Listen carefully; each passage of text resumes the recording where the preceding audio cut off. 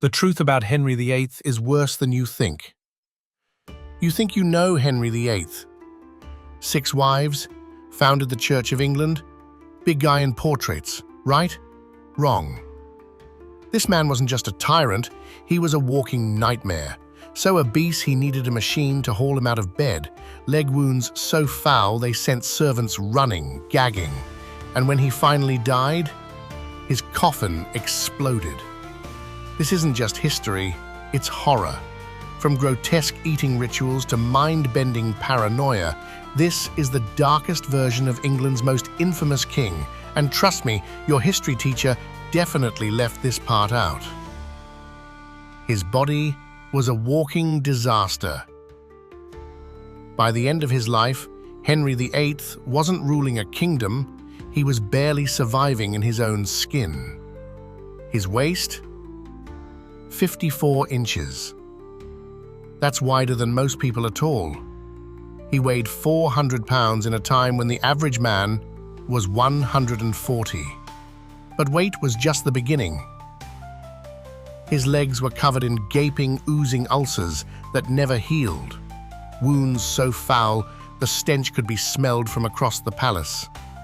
Courtiers held perfumed cloths to their faces just to approach him. Servants drew straws to see who had to dress him, because it was basically punishment to get that close. And guess what? It wasn't just obesity or poor hygiene. Modern doctors now believe he suffered from Cushing's syndrome, which explains his wild weight gain, violent mood swings, and those ulcers that refused to heal. In 1536, a jousting accident knocked him unconscious for 2 hours. That blow to the head may have rewired his brain forever. Historians believe it triggered traumatic brain damage, turning him from a charismatic young ruler into the paranoid, rage-fueled monster he became. And his doctors? They were too scared to tell him how sick he was. Because under Henry's rule, saying the wrong thing, even about his health, was considered treason. Near the end, he couldn't walk. He couldn't control his bowels. He had to be carried around in a custom-made wheeled throne. All while executing people for looking at him the wrong way.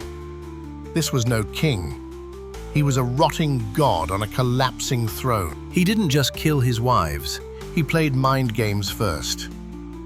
Most people know Henry VIII had 6 wives, but here's what they don't tell you. He didn't just kill them. He tormented them, emotionally, psychologically, and in the end, physically. Let's start with Anne Boleyn, wife number 2. She was smart, witty, politically savvy. Henry chased her for 7 years while married to his first wife.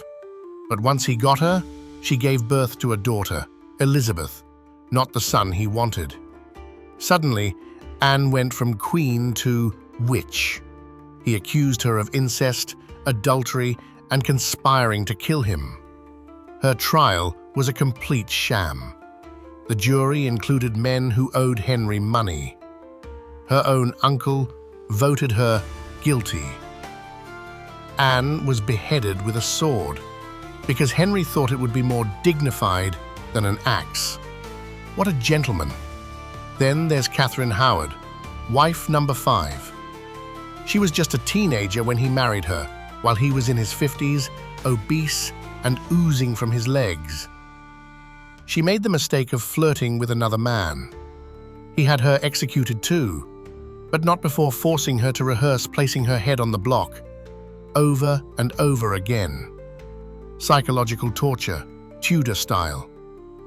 And get this, his third wife, Jane Seymour, gave him the son he wanted. So naturally, he praised her forever, even though she died 2 weeks after childbirth. But the one that really stands out, Anne of Cleves, wife number 4.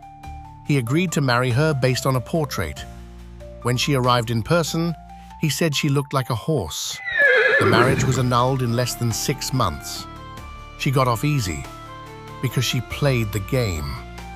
Called him handsome, said he was wise. Henry gave her a pension and called her his beloved sister. She was the only one who survived him. By the time he got to wife number 6, Catherine Parr, she acted more like a nurse than a queen. Because by then, Henry was too sick, too paranoid, and too dangerous to love anyone. He became a monster in the end. By the end of his life, Henry VIII didn't even look human. He wasn't just cruel, he was rotting, while still alive. After a jousting accident in 1536, his leg got crushed, and it never healed. The wound stayed open, oozing pus, reeking of rot. It smelled so bad that his servants could barely stand near him. And it made him violent, paranoid, unhinged. And he was so heavy, over 400 pounds, that he had to be carried by machinery. His once athletic frame was now a bloated, infected shell. He couldn't walk, he couldn't sleep, and his pain made him even more dangerous. People around him were terrified, because no one knew what mood he'd be in. One day, you're his closest advisor. The next, he signs your death warrant. His doctors tried everything, leached his blood, lanced his leg, even poured gold into his ulcers. Nothing worked. He screamed through the night, he hallucinated, and near the end, he thought God was punishing him. He was haunted by the ghosts of his wives, his enemies, and even the children he'd sent to their deaths. When Henry finally died in 1547, his body was so bloated that it burst inside his coffin. His corpse literally exploded. And in a chilling twist, as his coffin passed through the town of Sion, it leaked black fluid onto the church floor, right where there was an inscription from the Bible. "Here the dogs will lick up thy blood." People believed it was divine justice. After a life of cruelty, Henry's end was as horrifying as the pain he caused others. The legacy of a tyrant. Henry VIII is remembered as a king, but he ruled like a dictator. He changed religion forever, tore his country apart, and left a trail of blood, betrayal, and broken lives. All for what? Power, control, ego. He saw himself as chosen by God, but to everyone else, he became a warning. His reign proved that when one man holds absolute power, no one is safe. Not his wives, not his friends, not even his own children. And maybe the scariest part? Henry didn't think he was evil. He thought he was doing the right thing. He believed he was the victim, a king who became a monster and didn't even realize it. What do you think? Was Henry a victim of his time or a true tyrant? Drop your thoughts in the comments. And hit that subscribe button if you want more deep dives into history's darkest minds. Because next time, we're going even darker.